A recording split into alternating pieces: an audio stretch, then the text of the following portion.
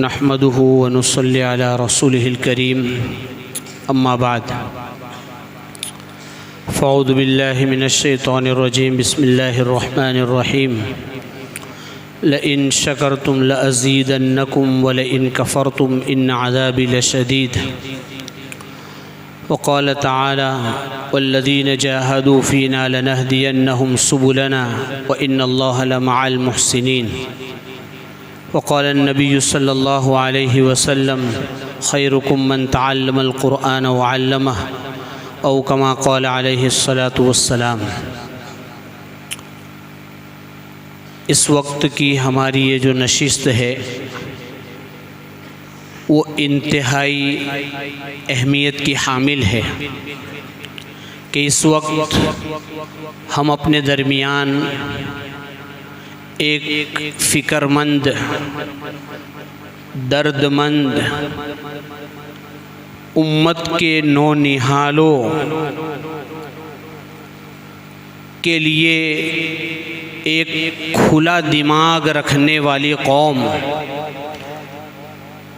ان کے مستقبل کے بارے میں ہماتن فکر مند، نئے جذبات سے آراستہ، نئی امنگوں کو لیے ہوئے ایک کام کی شروعات کرنے جا رہے ہیں، بلکہ شروع کر چکے ہیں، تو یہ ایک ایسا موقع ہے کہ ادارے کی حوصلہ افزائی اور ادارے کی طرف سے ان کی خدمات میں شکر گزاری یقیناً ان کے حوصلوں کو پرواز عطا کرے گی، اور جن خیر کے کاموں کی وہ بنیاد رکھنے جا رہے ہیں اور رکھ چکے ہیں، اس میں ہم اپنا حصہ لگانا اپنی سعادت مندی سمجھتے ہیں۔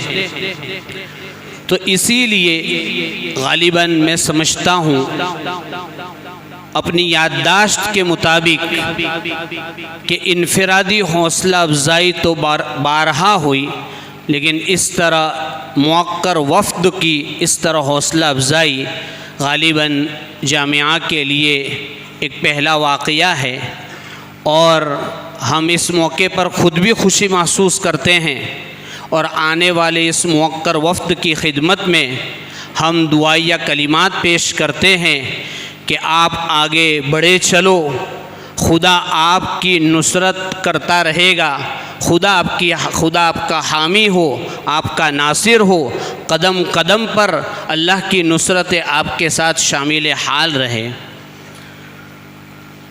اس وفد کے جو موقر مہمان ہے جناب مولانا ابراہیم صاحب دامت برکاتہم العالیہ، اس کئی دنوں سے مسلسل ہمارے وہاں ان کی تشریف آوری ہو رہی ہے، اور ایک گھر جیسا لگاؤ ہو چکا ہے حضرت کو۔ ان کے بارے میں حضرت محتمم صاحب دامت برکاتہم نے کچھ دن پہلے مختصر تعارف بھی کیا تھا۔ ان کے تعارف کی بظاہر ضرورت نہیں ہے، اس لیے کہ ان کا کام ہی ان کا تعارف ہے۔ اللہ تعالیٰ نے ان کو اس آیت کا مصداق بنایا، یخرج الحی من المیت۔ حضور پاک صلی اللہ علیہ وسلم حضرت اکرمہ رضی اللہ تعالیٰ عنہ کو کہا کرتے تھے یخرج الحی من المیت، کہ اللہ نے مردہ سے زندہ کو نکالا ہے۔ تو یہ بھی گویا اس کا مصداق ہے کہ اللہ تعالیٰ نے ان کو ایک دوسری دنیا سے، جو انتہائی تاریک ہے، ظلمتوں کے اندر والی دنیا ہے، کفر و شرک کی، اللہ نے اس سے نجات عطا فرما کر اسلام کا نور عطا فرمایا۔ حافظ عباد اللہ سلمہ سے مغرب بعد بات ہوئی ان کے تعارف کے سلسلے میں، بڑی تفصیلی گفتگو کی، لیکن یہ موقع نہیں ان کے مفصل تعارف کا۔ لیکن ان کی زندگی میں جو یہ سبب بنا اور جو ذریعہ بنا، جو ایک عمل دیکھنے میں معمولی ہے لیکن کوتاہی تقریباً ہم سب سے اس میں ہو رہی ہے۔ یہ اپنا ایک چھوٹا موٹا کام کرتے تھے اسی زمانے میں جب مشرف اسلام نہیں تھے، اور جس وقت اذان ہوتی تھی یہ اور اپنا پورا ان کی جو پوری جماعت تھی، کام کرنے والے پورے خاموش ہو جاتے تھے۔ تو اللہ تعالیٰ نے اذان کی اس عظمت کے نتیجے میں اپنی کبریائی ان کے دل میں ڈال دی، اور آج لیخرج من الظلمات الی النور کا فریضہ انجام دے رہے ہیں، تاریکیوں سے روشنی کی طرف لانے کا وہ کام کر رہے ہیں۔ تو ہمیں بھی چاہیے کہ ہم اذان کے وقت اس کا جواب دیں، اس کو سنیں، تاکہ موت کے وقت ہمیں بھی کلمہ نصیب ہو۔ جب کفر سے ایمان میں آنے کا ذریعہ بن سکتا ہے تو پھر ایمان والوں کے لیے ایمان آخری وقت میں ایمان کا ذریعہ کیوں نہیں بن سکتا ہے؟ تو ہمیں اس واقعے سے عبرت پکڑنی ہے اور یہ عزم کرنا ہے کہ انشاءاللہ اب اذان کے وقت ہم اذان سنیں گے، اس کا جواب دیں گے، احترام کریں گے انشاءاللہ۔ اور ان کے جو تفصیلی حالات آئے اس کے تعلق سے آج صبح میں ہی سبق میں ایک آیت آئی 14ویں پارے میں 12ویں رکوع میں سمجھتا ہوں کہ صبح میں ہم نے جو تشریح وہاں کی اس کی عملی اس کا نمونہ ہم یہاں پا رہے ہیں۔ اللہ تعالیٰ قرآن میں فرماتے ہیں والذین ہاجروا فی اللہ، وہ لوگ جنہوں نے اللہ کے لیے ہجرت کی، من بعد ما ظلموا، بعد اس کے کہ ان پر ظلم کیا گیا۔ اللہ کہتے ہیں لنبوئنہم فی الدنیا حسنہ، ہم اس کو اس دنیا میں حسنہ عطا کریں گے۔ تو یہ بھی اسی راہ سے گزر کر حسنہ کے حالات میں چل رہے ہیں۔ وَلَأَجْرُ الْآخِرَةِ اکبر، آخرت کا اجر تو پوچھئے ہی مت، بہت بڑا ہے۔ تو یہ اس کا مصداق ہے، یعنی کہنے کا حاصل یہ ہے ابتدا میں حالات آتے ہیں، لیکن آدمی جمع رہتا ہے تو اللہ تعالیٰ ان کے لیے دنیا اور آخرت میں وسعت اور فراخی عطا فرما دیتے ہیں۔ تو ہمیں کسی بھی حالات میں نا امید نہیں ہونا ہے۔ اور اس موقع پر علامہ اقبال رحمۃ اللہ علیہ کا وہ شعر یاد آتا ہے، حافظ عباد اللہ سلمہ نے جب ان کے خاندان کا پس منظر ہمارے سامنے پیش کیا، مناسب نہیں ہے کہ ساری یہاں تفصیل ذکر کی جاوے، تو اسی وقت ذہن میں آیا کہ ہم جس دھرتی پر، جس زمین پر ہم نے آنکھیں کھول رکھی ہے اس دھرتی میں عجیب خاصیتیں ہیں۔ علامہ اقبال رحمۃ اللہ علیہ فرماتے ہیں نہیں ہے نا امید اقبال اپنی کشت ویرا سے، نہیں ہے نا امید اقبال اپنی کشت ویرا سے، ذرا نم ہو تو یہ مٹی بہت زرخیز ہے ساقی، یہ اسی زرخیزی کا نتیجہ ہے۔ اور اس طرح کے اتنے نمونے ہمارے سامنے مل سکتے ہیں، اس لیے قطعاً کسی سے مرعوب ہونے کی ضرورت نہیں، ہمت ہارنے کی ضرورت نہیں۔ جو چیزیں اللہ تعالیٰ نے ہمیں عطا فرمائی ہے اس کو لے کر پختگی کے ساتھ میدان میں اترے، راہیں ہمارے لیے بالکل کھلی ہوئی ہے۔ یہ حضرت کے تعارف کے سلسلے میں یہ مختصراً عرض ہے۔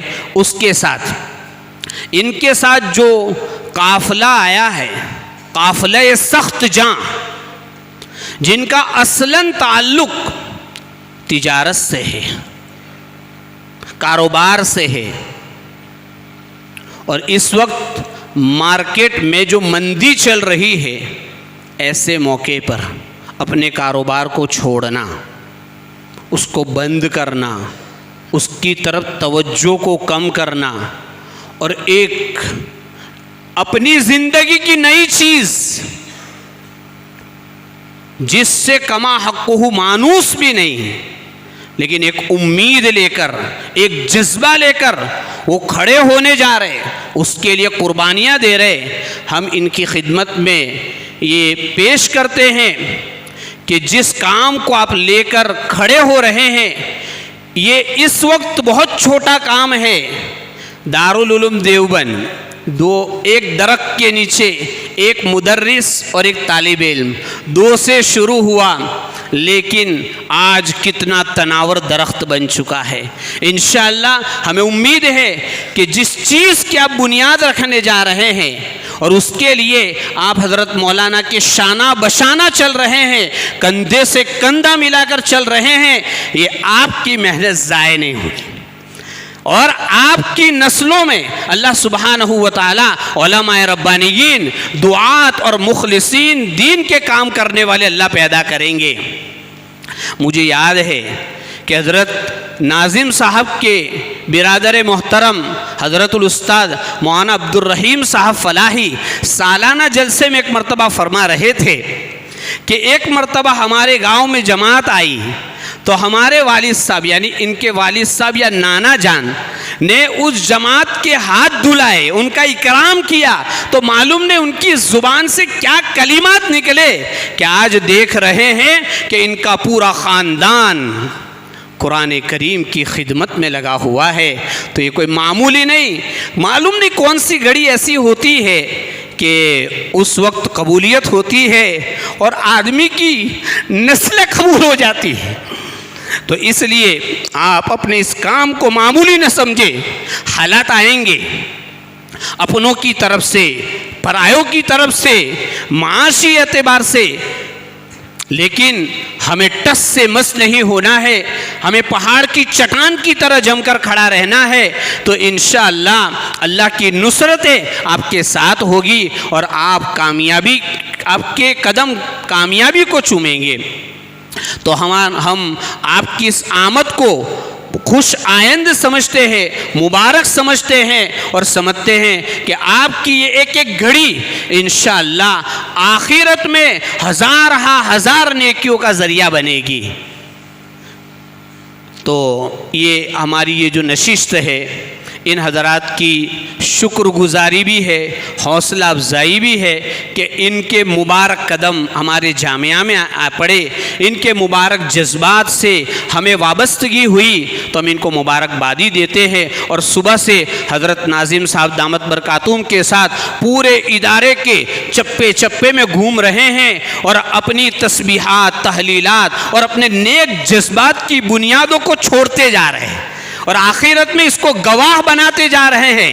اور انشاءاللہ ایک مبارک ادارہ انہوں نے دیکھا ہے، تو ہم امید کرتے ہیں کہ اللہ ان کی جو بنیاد ڈالی جا رہی ہے، اللہ اس کو اس سے بھی زیادہ ترقی دیں گے انشاءاللہ۔ تو ابھی ان کے سامنے اخیر میں جامعہ میں جو ایک خاص مخصوص تعلیم کا طرز ہے، اس کے کچھ نمونے پیش کرنے کے لیے یہ مجلس منعقد ہوئی ہے۔ تو اب آپ کے درمیان مزید حائل نہ ہوتے ہوئے اخیر میں ایک روایت بھی یاد آ گئی جو محترم مولانا مبین صاحب نے مغرب بعد یاد دلائی کہ ایک حدیث میں آتا ہے کہ الدنیا ملعونہ، کہ دنیا ساری کی ساری اللہ کی رحمت سے دور ہے، وہ ملعون ما فیہا، اور اس میں جو کچھ بھی ہے ساری اللہ کی لعنت کی زد میں ہے، الا ذکر اللہ وما والاہ الا متعلما وعالما، او کما قال علیہ السلام، کہ اللہ کا ذکر اور اس کی مناسب جو چیزیں ہیں، عالم اور متعلم، یہ اللہ کی لعنت سے دور ہے۔ تو یہ حضرات اللہ کے ذکر کو وجود میں لانے جا رہے ہیں، علماء تیار کرنے جا رہے ہیں، داعی کو تیار کرنے جا رہے ہیں، تو ان کا ایک ایک روپیہ، ان کا ایک ایک لمحہ اور ایک ایک گھڑی بھی انشاءاللہ اس میں لکھی جائے گی، اور انشاءاللہ یہ اجر اور آپ کی محنت ضائع نہیں ہوگی۔ اب میں ہماری اس پروگرام کی دوسری کڑی یعنی ثقافتی چیزوں کو پیش کرنے کے لیے سب سے پہلے حافظ علقمہ کھرگون کو دعوت دیتا ہوں کہ وہ آوے اور تدویراً کلام پاک کی تلاوت پیش کریں۔ اعوذ باللہ من الشیطان الرجیم، بسم اللہ الرحمن الرحیم۔ اولم يسيروا في الارض فينظروا كيف كان عاقبة الذين كانوا من قبلهم كانوا هم أشد منهم قوة وآثارا في الأرض فأخذهم الله بذنوبهم وما كان لهم من الله من واق ذلك بأنهم كانت تأتيهم رسلهم بالبينات فكفروا فأخذهم الله إنه قوي شديد العقاب ولقد أرسلنا موسى بآياتنا وسلطان مبين إلى فرعون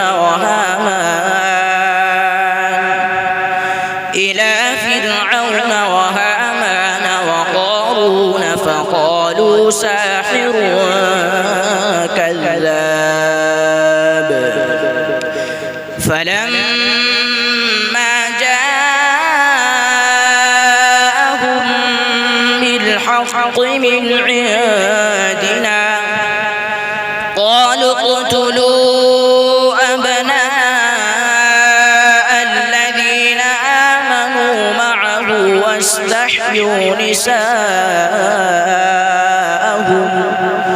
وما كيد الكافرين إلا في ضلال وقال فرعون ذروني أقتل موسى وليدع ربه إني أخاف أن يبدل دينكم أو أن يظهر في الأرض الفساد وقال موسى إني عذت بربي وربكم من كل متكبر لا يؤمن بيوم الحساب صدق الله العظيم ماشاء اللہ. اب ترتیلاً کلام پاک پیش کرنے کے لیے حافظ عفان سلمہ کو دعوت دیتے ہیں. اعوذ باللہ من الشیطان الرجیم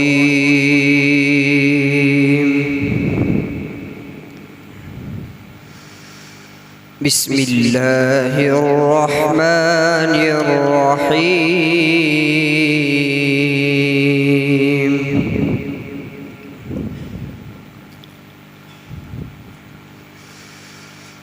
وقال الذين كفروا لا تسمعوا لهذا القرآن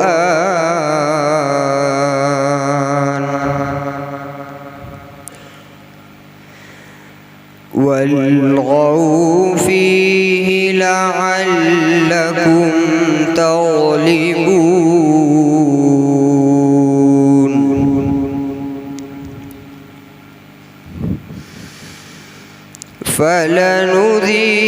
فلنذيقن الذين كفروا عذابا شديدا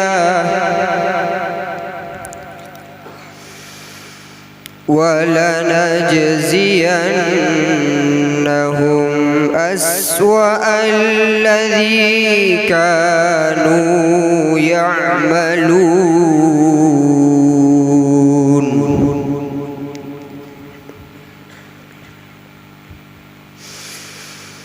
ذلك جزاء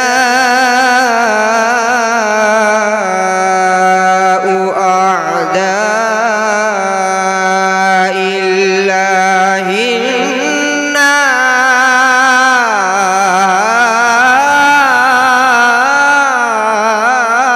النار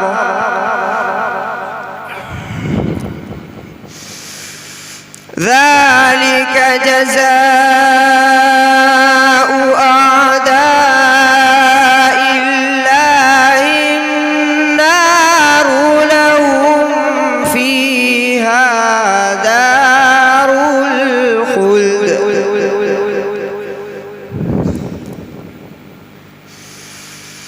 جزاء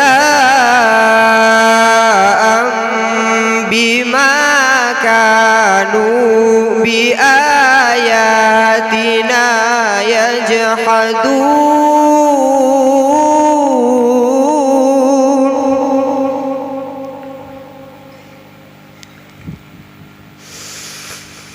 وقال الذين كفروا ربنا أرنا الذين أضلانا من الجن والإنس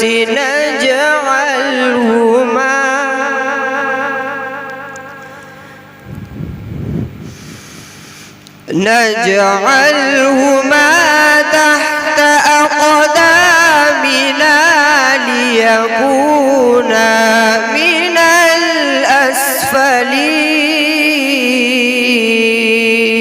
الأسفلين نجعلهما تحت أقدامنا ليكونا من الأسفلين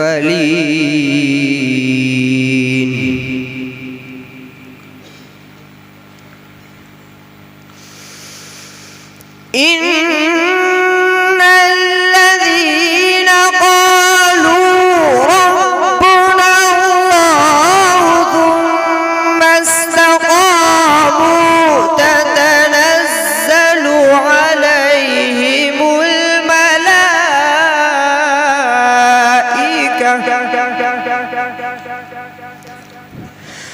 ألا تخافوا ولا تحزنوا وأبشروا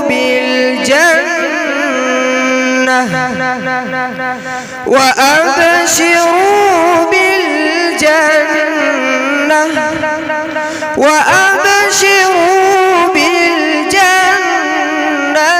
التي كنتم توعدون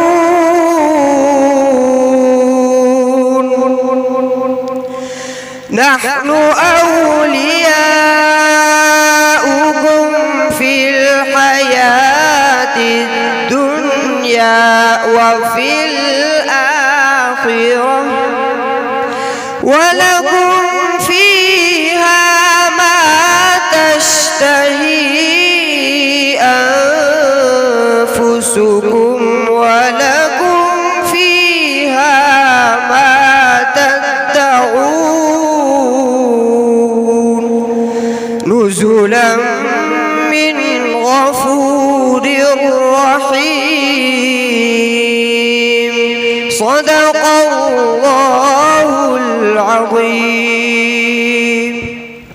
ماشاء اللہ نزلا من غفور الرحیم.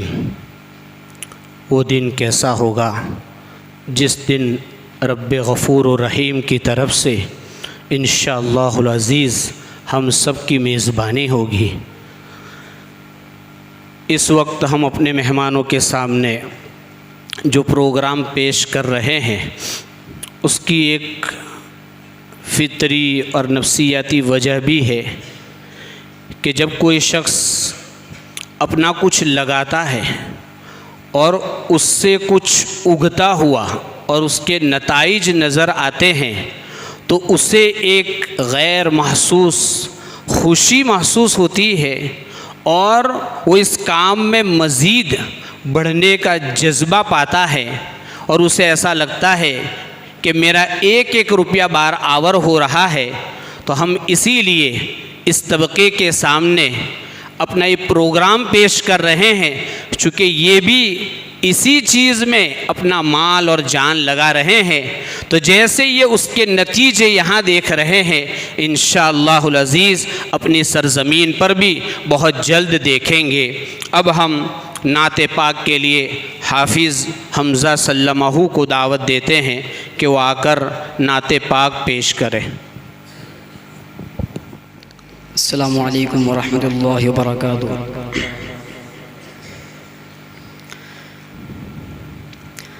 وہ شہر محبت، وہ شہر محبت جہاں مصطفیٰ ہے، وہی گھر بنانے کو دل چاہتا ہے۔ وہ شہر محبت جہاں مصطفیٰ ہے، وہی گھر بنانے کو دل چاہتا ہے۔ وہ سونے سے کنکر، وہ سونے سے کنکر، وہ چاندی سی مٹی، وہ سونے سے کنکر، وہ چاندی سی مٹی، نظر میں بسانے کو دل چاہتا ہے۔ وہ شہر محبت جہاں مصطفیٰ ہے، وہی گھر بنانے کو دل چاہتا ہے۔ جو پوچھا نبی نے کہ گھر کچھ بھی چھوڑا، تو صدیق اکبر کے ہونٹوں پہ آیا۔ جو پوچھا نبی نے کہ گھر کچھ بھی چھوڑا، تو صدیق اکبر کے ہونٹوں پہ آیا۔ وہاں مال و دولت، وہاں مال و دولت کی کیا ہے ضرورت، وہاں مال و دولت کی کیا ہے ضرورت، میرا سب لٹانے کو دل چاہتا ہے۔ وہ شہر محبت جہاں مصطفیٰ ہے، وہی گھر بنانے کو دل چاہتا ہے۔ وہ ننھا سا اصغر وہ ایڑی رگڑ کر یہی کہہ رہا تھا وہ خیمے میں رو کر۔ وہ ننھا سا اصغر وہ ایڑی رگڑ کر یہی کہہ رہا تھا وہ خیمے میں رو کر۔ اے بابا میں پانی کا پیاسا نہیں ہوں، اے بابا میں پانی کا پیاسا نہیں ہوں، میرا سر کٹانے کو دل چاہتا ہے۔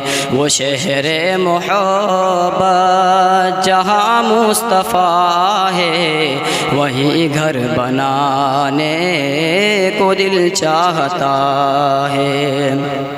ستاروں سے ہر دم یہ کہتا ہے چاند، ستاروں سے یہ چاند کہتا ہے ہر دم، تمہیں کیا بتائے وہ ٹکڑوں کا عالم۔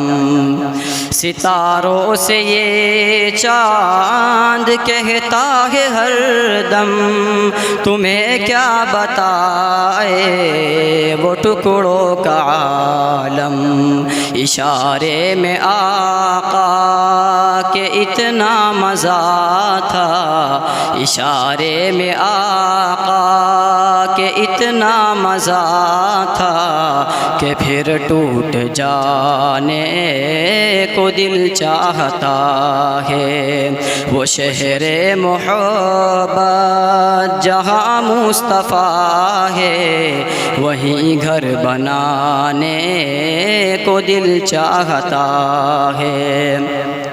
جہاد محبت کی آواز گونجی، کہا حنظلہ نے یہ دلہن سے اپنی۔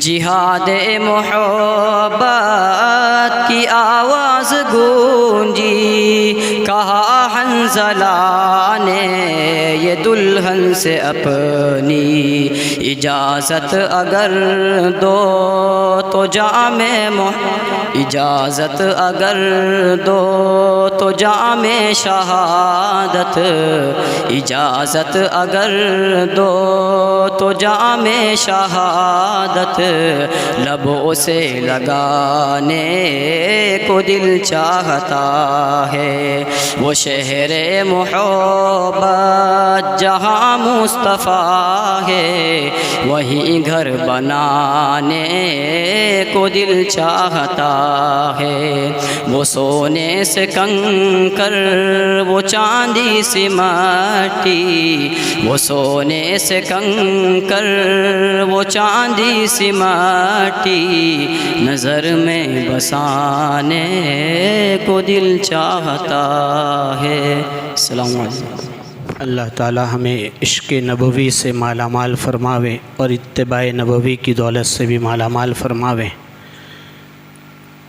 ہمارے یہاں جو قرآن کریم کی تعلیم ہوتی ہے اور یہ حضرات بھی قرآن کریم کی خدمات کو شروع کرنے جا رہے ہیں، تو یہ جو کتاب ہے کتاب توحید ہے، کتاب ہدایت ہے، اور اللہ تعالیٰ نے اس میں ایسی کشش رکھی ہے، خاصیت رکھی ہے کہ اگر ناظرہ بھی آدمی پڑھے تو اللہ تعالیٰ اسے بت پرستی سے بچاتا ہے۔ آزادی کے زمانے میں ہریانہ وغیرہ کے علاقے میں شودی تحریک چلی تو دارالعلوم دیوبند میں بہت ساری خبریں آئی کہ بھئی علاقے مرتد ہوئے جا رہے ہیں۔ علامہ کشمیری رحمۃ اللہ علیہ نے اپنے چنندہ شاگردوں کو اس علاقے کا جائزہ لینے کے لیے بھیجا، تو واپسی میں ان لوگوں نے جو رپورٹ پیش کی اس میں ایسا تھا کہ جس کو ناظرہ قرآن آتا تھا وہ تو اپنے ایمان پر باقی ہے، اور جتنے لوگ مرتد ہوئے ہیں ان کو سیرے سے قرآن ہی نہیں آتا تھا۔ اس پر حضرت مفتی شفیع صاحب رحمۃ اللہ علیہ نے سورہ ابراہیم کی پہلی آیت کتاب انزلناہ الیک لتخرج الناس من الظلمات میں یہ لکھا ہے کہ اس کتاب کی خاصیت یہ ہے کہ یہ اندھیروں سے نورانیت، شرک اور کفر سے توحید کی طرف نکالتی ہے۔ حضرت مولانا علی میاں صاحب فرماتے ہیں کہ قرآن پڑھ کر آدمی کچھ بھی ہو سکتا ہے لیکن مشرک نہیں ہو سکتا ہے۔ اس وقت اس ملک میں ہمیں سب سے بڑا جو چیلنج ہے وہ ہماری توحید کو چھین کر مشرک بنانے کی محنت ہے، تو جو محنت ہم کرنے جا رہے ہیں وہ ہمیں توحید پر جمانے والی ہے، تو ہم مبارکبادی پیش کرتے ہیں، اور اسی عنوان پر ہم اپنے ایک دوست حافظ محمد یاسین سلمہ کو دعوت دیتے ہیں کہ وہ آ کر توحید کے عنوان پر تقریر پیش کریں۔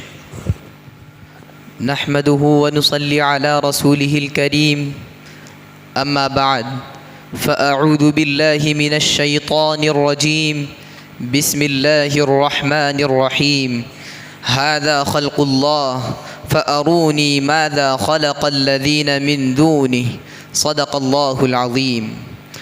فرش زمیں سے عرش بری تک تیرے ہی جلوے تیرے ہی سائے، فرش زمیں سے عرش بری تک تیرے ہی جلوے تیرے ہی سائے، ہر ایک ذرہ تیرا ہی مظہر، اللہ اکبر اللہ اکبر۔ ذرے کو چاہے خورشید کر دے، صحرا کو چاہے گلزار کر دے، ذرے کو چاہے خورشید کر دے، صحرا کو چاہے گلزار کر دے، سب ایک قطرہ تو ہے سمندر، اللہ اکبر اللہ اکبر۔ محترم بزرگوں اور دوستوں، ایک سوال قرآن پاک اٹھاتا ہے اور انداز بہت خوبصورت ہے۔ ام خلقوا من غیر شیء، اللہ تعالیٰ ارشاد فرماتے ہیں اے میرے بندو ایک بات تو بتاؤ، کیا تم اپنے آپ بن گئے ہو؟ یہ سوال قرآن پاک نے اٹھایا ہے۔ جب ہم نے اس سوال کا جواب تلاش کرنا چاہا تو ہمیں قرآن پاک سے ہی اس کا جواب ملا۔ اللہ تعالیٰ ارشاد فرماتے ہیں هل أتى على الإنسان حين من الدهر لم يكن شيئا مذكورا، اے انسان سن، میں تجھے تیری کہانی سناتا ہوں، تو کچھ بھی نہ تھا، کوئی کچھ نہ تھا۔ اولم ير الذين كفروا ان السماوات والارض كانتا رتقا، زمین و آسمان بھی کچھ نہ تھا، تو بھی کچھ نہ تھا، تو کون تھا؟ اللہ تھا۔ اللہ جو پہلے بھی، اللہ جو آج بھی، جو پھر بھی اللہ، جو آئندہ بھی اللہ، جو اول بھی اللہ، جو آخر بھی اللہ، جو ظاہر بھی اللہ، جو باطن بھی اللہ، جو قائم بھی اللہ، جو قیوم بھی اللہ، جو متکبر بھی اللہ، مالک الملک بھی اللہ، ذو الجلال والاکرام بھی اللہ۔ جو اللہ اپنی ابتدا سے پاک ہے، جو اللہ اپنی انتہا سے پاک ہے، جو اللہ اپنے اول ہونے میں ابتدا کا محتاج نہیں، جو اللہ اپنے آخر ہونے میں انتہا کا محتاج نہیں۔ کائنات میں ہر چیز کی ایک ابتدا ہوتی ہے، ایک انتہا ہوتی ہے۔ اس کائنات میں ایک اللہ ہے جس کی ابتدا کوئی نہیں، انتہا کوئی نہیں، جو اول ہے لیکن اس کا پہلا سرا کوئی نہیں، جو آخر ہے لیکن اس کا آخری سرا کوئی نہیں، جو موجود ہے لیکن جگہ میں سماتا نہیں۔ وہ موجود ہے لیکن زمانے سے پاک ہے، وہ موجود ہے لیکن سمت سے پاک ہے، وہ موجود ہے لیکن شکل سے پاک ہے، وہ موجود ہے لیکن جسم سے پاک ہے۔ محترم حضرات، اللہ وہ اللہ ہے جو دنیا کے پانی کے قطرے کو کبھی آم میں بدلتا ہے تو کبھی انار میں تبدیل کر دیتا ہے۔ کیا طاقت ہے اس ذات کی، کیا عظمت والا وہ شہنشاہ ہے کہ لکڑی کڑوی، پتے کڑوے اور چھوٹی چھوٹی ڈالیوں اور شاخوں پر انار لٹکا دیا۔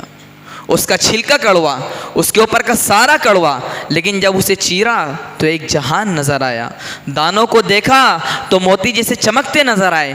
وہ کون ذات ہے جو ان دانوں کو گھڑ گھڑ کر بناتا اور سفیدی و سرخی دے کر ایک پردے میں لپیٹ کر دانے دانے کو جدا کر کے کہتا ہے، بول میرے بندے، کون ہے خالق، کون ہے خالق؟ ھذا خلق اللہ فارونی ماذا خلق الذین من دونہ۔ یہ ہے تمہارے رب کی کائنات، یہ ہے تمہارے رب کا کارخانہ، بتاؤ تمہارے رب کے سوا کوئی اور بھی ہے جو یہ سب بنا کر دکھا دے؟ یہ اللہ ہے۔ چنانچہ اللہ تبارک و تعالی نے فرمایا، آسمان میں نے بنایا، والسماء بنیناها بأید وإنا لموسعون، زمین میں نے بنائی، والارض فرشناها فنعم الماہدون، پہاڑ میں نے لگائے، والجبال ارساها، پانی میں نے نکالا، اخرج منها ماءها ومرعاها، بارش میں نے برسائی، انا صببنا الماء صبا، زمین کو میں نے پھاڑا، ثم شققنا الارض شقا، دانے اور پھل میں نے نکالے، فأنبتنا فيها حبا وعنبا وقضبا وزيتونا ونخلا وحدائق غلبا وفاكهة وأبا۔ محترم حضرات، کوئی ہے ایسا آقا جو لا کر دکھا دے، کوئی ہے ایسا مالک تو لا کر دکھا دے، کوئی ہے ایسا اللہ تو لا کر دکھا دے۔ ہم پوری دنیا کے مسلمانوں سے یہ بات کہہ رہے ہیں، اللہ سے صلح کر لو، اللہ سے صلح کر لو۔ ایسا مشفق، ایسا کریم، ایسا رحیم رب کہیں سے نہ پاؤ گے اور نہ ملے گا۔ دعا فرمائیے کہ اللہ تعالی ہمیں اپنی کامل معرفت نصیب فرمائے۔ ان اشعار پر میں اپنی تقریر ختم کرتا ہوں۔ بلبل کی زباں پر گفتگو تیری ہے، تیری ہے، ہر رنگ میں جلوہ ہے تیری قدرت کا، قدرت کا، جس پھول کو سونگتا ہوں بو تیری ہے، تیری ہے۔ وآخر دعوانا ان الحمد للہ رب العالمین۔ ماشاء اللہ۔ اب ہم مجلس میں تازگی پیدا کرنے کے لیے نعت نبوی صلی اللہ علیہ وسلم پیش کرنے کے لیے حافظ مدثر سلمہ کو دعوت دیتے ہیں کہ وہ آئیں اور حضور پاک صلی اللہ علیہ وسلم کی خدمت میں نذرانِ عقیدت پیش کریں۔ السلام علیکم ورحمۃ اللہ وبرکاتہ۔ میرے رسول کی نسبت تجھے اجالوں سے، میں تیرا ذکر کروں صبح کے حوالوں سے، میں تیرا ذکر کروں صبح کے حوالوں سے۔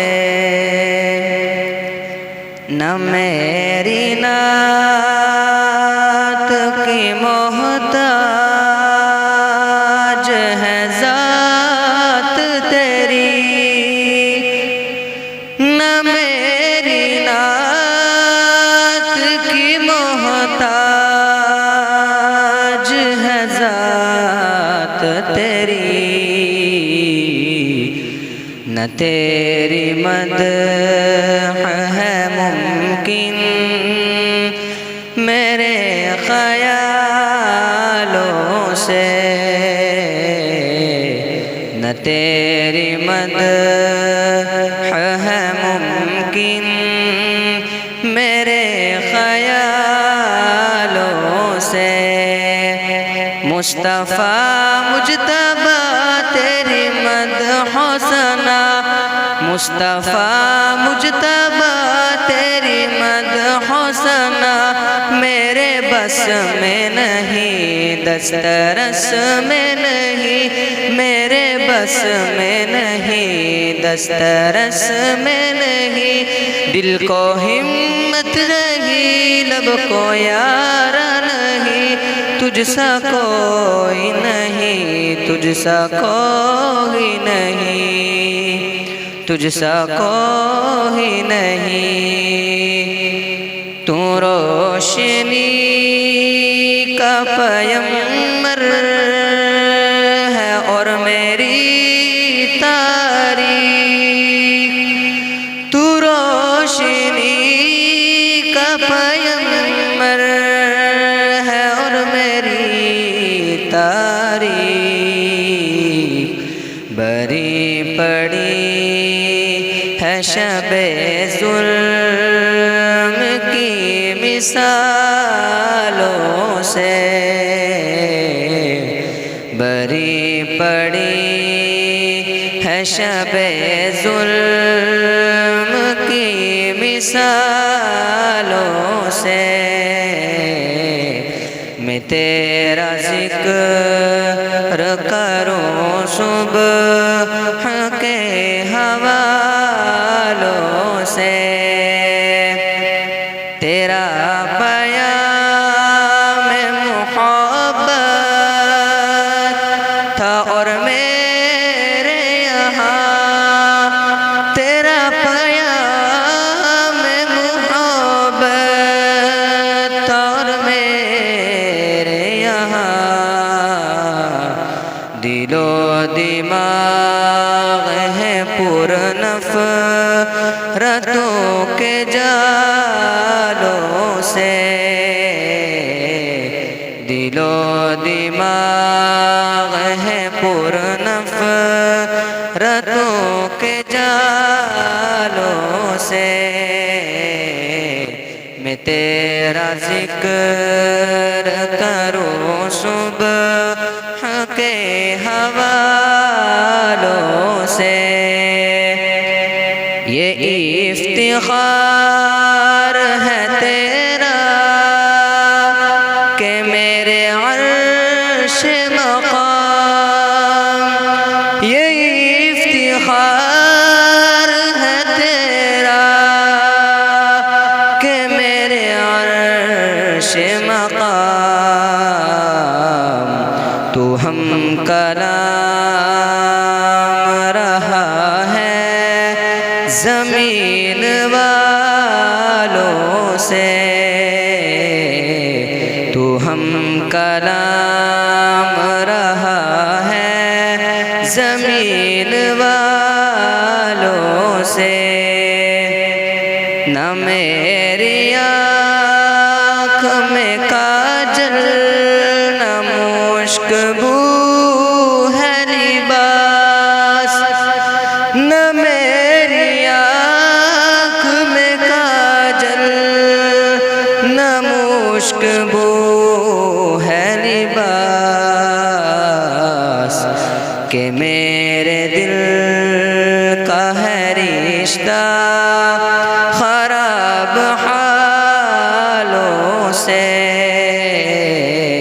کہ میرے دل کا ہے رشتہ خراب حالوں سے۔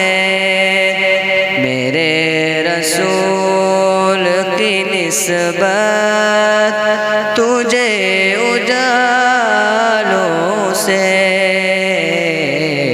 میں تیرا ذکر کروں صبح کے حوالوں سے۔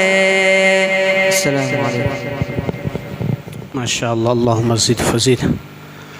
ہمارے ثقافتی پروگرام کی آخری کڑی حافظ فہیم سلمہ آئیں اور وہ اپنی تقریر پیش کریں۔ الحمد للہ رب العالمین والصلاة والسلام على رسوله الكريم اما بعد۔ قال اللہ تعالی وذکر فإن الذکرى تنفع المؤمنین، صدق اللہ العظیم۔ کانپتا ہے دل تیرا اندیشے طوفان سے کیا، کانپتا ہے دل تیرا اندیشے طوفان سے کیا، نہ خدا تو بحر تو کشتی بھی تو ساحل بھی تو۔ قابل قدر اساتذہ کرام اور میرے دینی بھائیوں، جب انسان اس دنیا میں آنکھیں کھولتا ہے تو اسے مختلف قوموں، مختلف تہذیبوں سے واسطہ پڑتا ہے، اس کی زندگی ابتلاء و آزمائش سے دوچار ہونے لگتی ہے، فتنے اسے اپنی لپیٹ میں لے لیتے ہیں، موجودہ دور کی ہوسناکی اسے ہڑپ کرنے کی خاطر اپنا منہ پھیلا دیتی ہے۔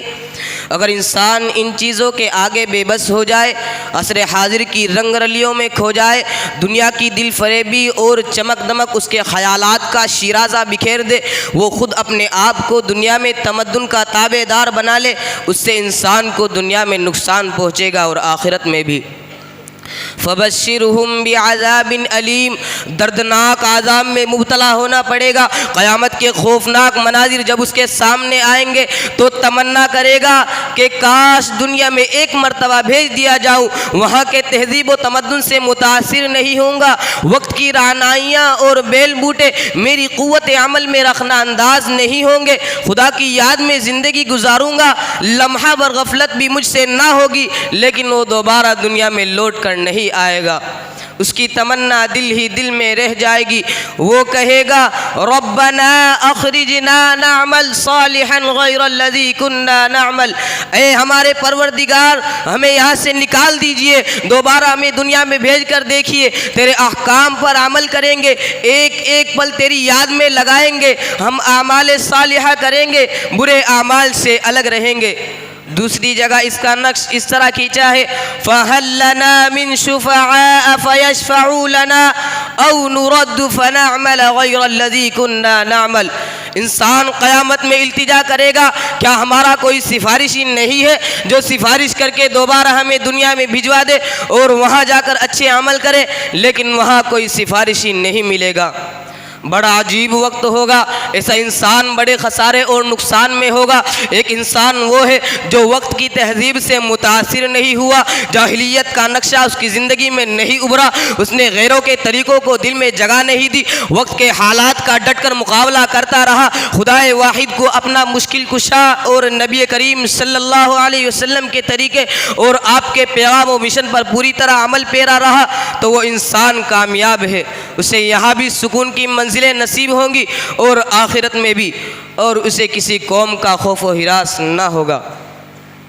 اسلام کے غیور نوجوانوں، آج مسلمان ایک دوراہے پر کھڑا ہے، نشیب و فراز سے گزر رہا ہے، ماحول کی رنگا رنگی میں کھویا ہوا ہے، مٹی کا ایک انبار و تودہ بنا ہوا ہے، دنیا اسے استعمال کر رہی ہے، اسے ہر طرح پامال کرنے کی کوشش کی جا رہی ہے، اس کی بے حسی اور ہوسناکی سے فائدہ اٹھا رہی ہے، قومیں اسے لقمہ تر سمجھ کر نگلنے کی کوشش کر رہی ہے، اسے ہر طرح پامال کرنے کی بے فائدہ کوشش کی جا رہی ہے، اور یہ مسلمان دوراہے پر کھڑا تماشائی بنا ہوا ہے، سود و ضیاء کے اندیشے سے بے خبر اپنی کشتی حیات کو آگے بڑھا رہا ہے، اس کی زندگی جمود و تعطل کی شکار ہے، اس کی باغ بالکل ڈھیلی ہے، دوسروں کے سامنے ہاتھ پھیلائے ہوئے کھڑا ہے۔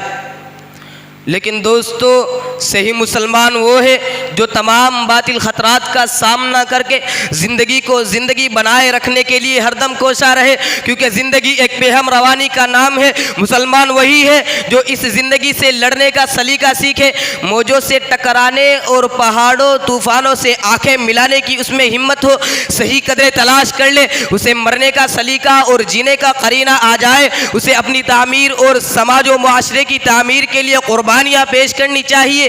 اسلاف کے کارناموں کو پڑھ کر اس میں حمیت، جوش، غیرت اور بے باکی کا اندازہ کرنا چاہیے، تب وہ مسلمان زندہ قوموں میں شمار ہو سکتا ہے۔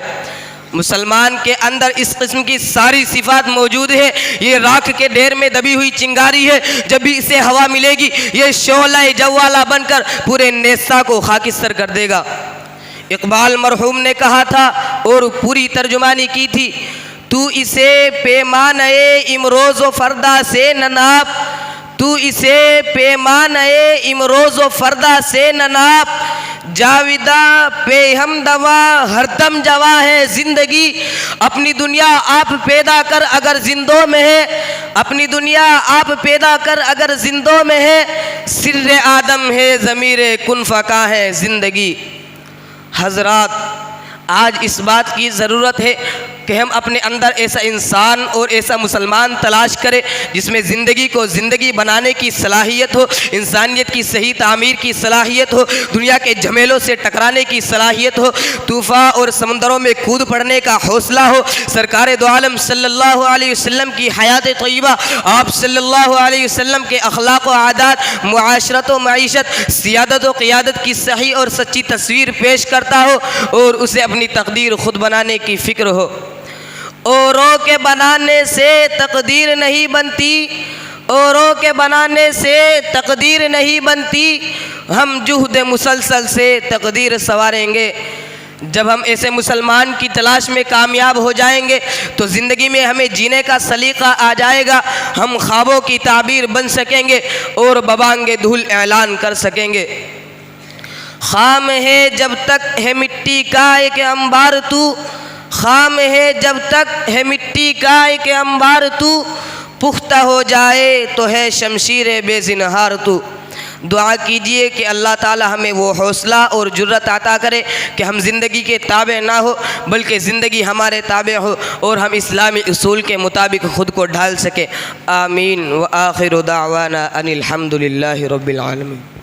ماشاء اللہ، ہمارا ثقافتی پروگرام بحمد اللہ وعونی سامعین حضرات کی دلچسپی، مہمان حضرات کی پرشوق شرکت کے ساتھ مکمل ہوا۔ جتنے بھی ہمارے شرکاء تھے، حضرت ناظم صاحب کی طرف سے ایک قیمتی انعام بندے کے پاس موصول ہوا ہے، وہ بعد میں وصول کرے۔ ہمارے مہمان حضرات جو تشریف لائے ہیں ماشاءاللہ بڑی دور سے آئے ہیں اور صبح سے مسلسل ایک فکر اور ایک کڑن کے ساتھ، چہروں پہ تھکن بھی ہے، اس کے باوجود پورے شوق کے ساتھ ہماری حوصلہ افزائی کر رہے ہیں۔ ہم ان کے بھی شکر گزار ہیں۔ اللہ آپ حضرات کو مزید ہمت عطا فرمائیں۔ اور ایک دو گزارش ہے، اور ہمیں امیدوں کے ساتھ آگے بڑھنا ہے۔ حضرت حاجی امداد اللہ رحمۃ اللہ علیہ نے، اللہ نے ان سے بڑے کام لیے، آزادی کے اندر بھی انہوں نے بڑی خدمات انجام دی، لیکن جب ان سے کسی نے پوچھا کہ آپ کو کس عمل پر امید ہے، تو انہوں نے کہا کہ مجھے اپنی نجات مکتب میں نظر آتی ہے۔ وہ کام آپ شروع کرنے جا رہے ہیں۔ اللہ آپ کی ہمتوں کو بلند فرماوے، خوب کامیابی عطا فرماوے۔ شاعر کہتا ہے، یہ قدم قدم بلائیں اے سواد کوئے جانا، وہ یہیں سے لوٹ جاوے جسے زندگی ہو پیاری۔ یقیناً آزمائش آتی ہے، لیکن انشاءاللہ اخلاص کے ساتھ ہم چلیں گے تو ہماری نصرتیں ہوتی رہے گی، اور ایک دن وہ آئے گا کہ ہم دنیا میں اور آخرت میں انشاءاللہ سرخرو ہوں گے۔ اب ہمارے مہمان حضرات کی خدمت میں ایک انتہائی قیمتی تحفہ جو دنیا کا بھی عظیم الشان تحفہ ہے اور آخرت کا بھی عظیم الشان تحفہ ہے، اور وہ ہے قرآن مجید۔ اس سے بڑی کوئی نعمت نہیں، وہی سب کچھ ہے۔ آخرت میں نجات چاہیے، دنیا میں رہبری چاہیے، تو اسی میں اللہ نے رکھی ہے۔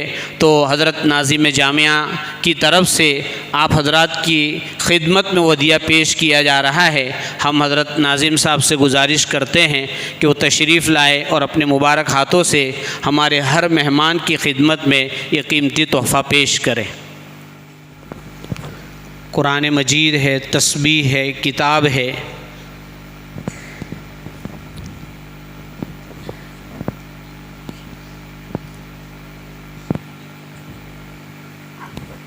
موڑ کر لپیٹ کے سن۔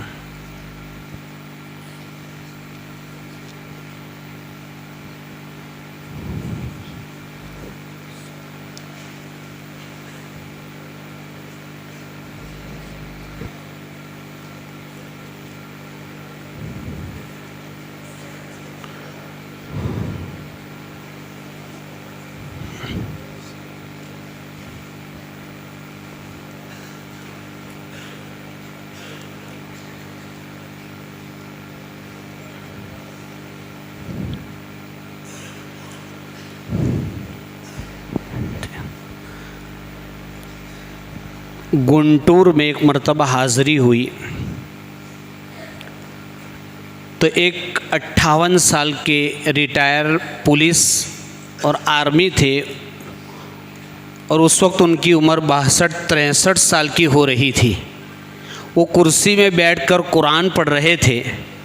بعد میں ملاقات ہوئی تو انہوں نے کہا کہ میں نے قرآن مجید ریٹائر ہونے کے بعد سیکھا ہے، اور اس کا سبب بتایا انہوں نے کہ ایک دن میں مسجد میں داخل ہوا تو میں نے مسجد کے محراب میں کچھ دیکھا، لکھا ہوا تھا، پڑھتے تو آ رہا تھا لا الہ الا اللہ محمد الرسول اللہ صلی اللہ علیہ وسلم، لیکن میں بتا نہیں سکتا تھا کہ یہ لا الہ الا اللہ۔